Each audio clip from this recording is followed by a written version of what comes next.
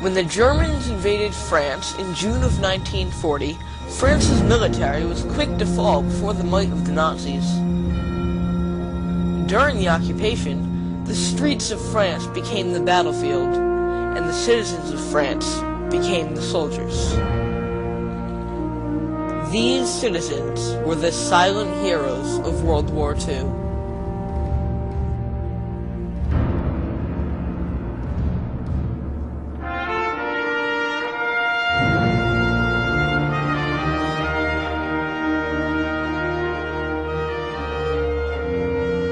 And it was an underground movement that emerged in France in 1940 after the fall of France in June of 1940. And from 1940 until 1943, the underground in France was relatively small. There was such frustration and horror in France in June of 1940 after the armistice with the Nazis, and many French people just could not believe that France had not fought longer and harder, and there was so much opposition to Nazism and the threat that it posed to France and to Europe and to much of the world. There was this transnational movement of individuals who were interested in fighting the Nazi and fascist regimes. The French government may have surrendered to the Nazis, but they did not surrender the spirit of the French people. After an enormous victory during World War I, many citizens of France felt that their government had been cowardly by surrendering, even while many, if not most of its citizens, wanted to continue the fight. This is how the resistance began. Almost every person living in France during the occupation participated in the resistance in one way or another. It could have been as simple as reading an illegal newspaper, or listening to a banned radio broadcast. It also could have been as active as evacuating downed airmen, participating in acts of sabotage, or even undertaking military operations. Every action against the Nazis, no matter how small, was an act to aid a side in the conflict that the whole world was involved in. Early resistance activity may have been courageous, but it was all the work of single people. Without any formal structure to the resistance, people were finding it hard to make a dent in the Nazis' strict regime. General Charles de Gaulle, who had fled to London when the Germans invaded, addressed the French people via BBC in late June of 1940. He urged them to fight back against the occupying Germans. Because there was still no formal command structure in the resistance, there was almost no unity between resistance groups.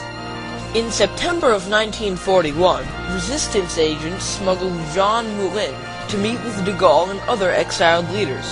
The British Special Operations Executive, the SOE, and the American Office of Strategic Services, the OSS, trained Moulin and gave him orders about what to do. He was then parachuted back into France to find the many small resistance groups and unite them into one large fighting force, commanded and supplied by de Gaulle and the other leaders in London. This group that de Gaulle created was known as the FFI, or the Free French Forces. Once the resistance had the Allies backing it, many SOE and OSS agents were parachuted into France to instruct the resistance groups on weaponry, demolition, and military tactics.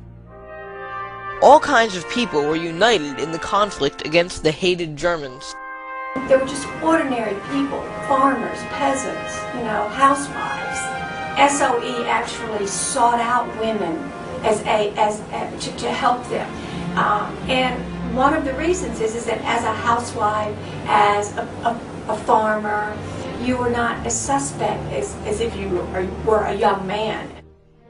The resistance was developed by the SOE and the OSS to provide the Allies with intelligence, to attack the Germans when possible, and to assist in the escape of Allied airmen. Intelligence gathering was vital to the Allies. The strength and placement of troops, the secrets of the V-1 bomb and the V-2 flying rocket, and the details of the defenses along the Atlantic coast in preparation for D-Day were all pieces of information that helped the Allies win the war that were collected by the resistance.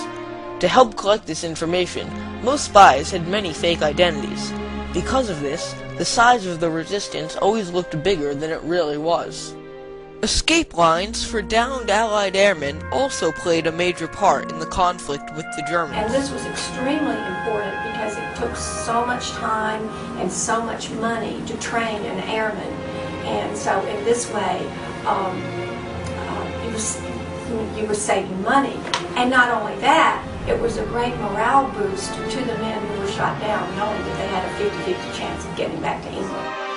When Hitler broke his pact with Stalin, the leader of the Communist Soviet Union, on June 22, 1941, all of the communists who were already in France immediately sprang into action.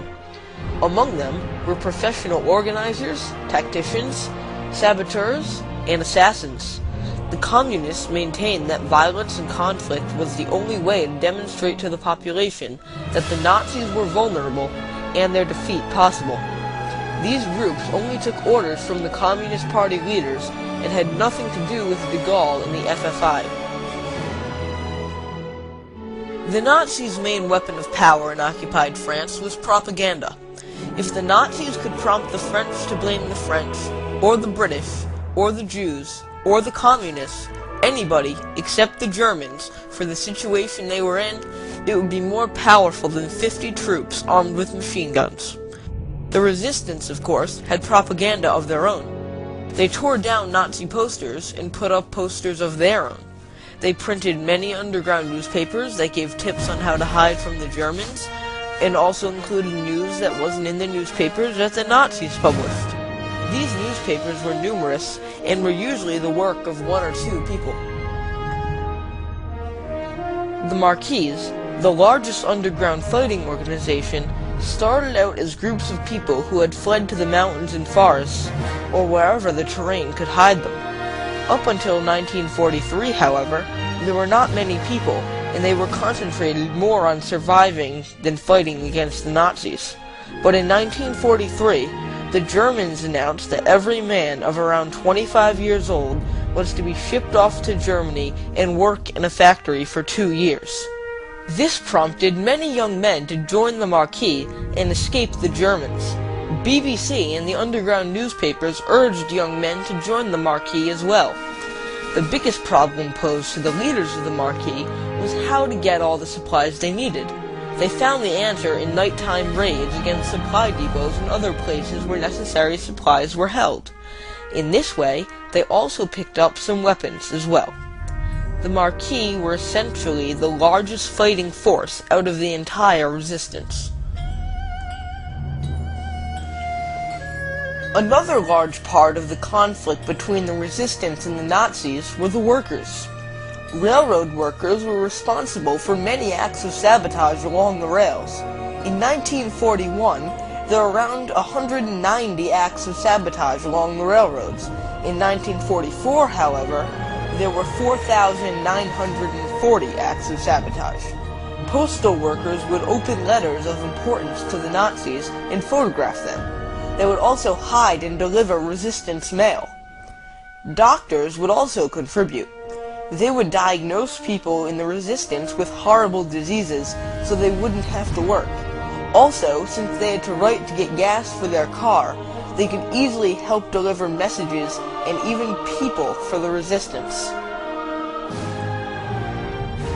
During the occupation, there was conflict everywhere you turned in France. The members of the resistance were the people who took the conflict with the Germans into their own hands. They've been largely unheralded. People know very little about them. And I think it's important to focus on their bravery and the risk that they took. Without the resistance, the Allies might have failed on D-Day. Without the resistance, the Germans would have had a firmer hold on France. The story of the French resistance is full of conflict with the Germans. The members of the French resistance are the silent heroes of World War II.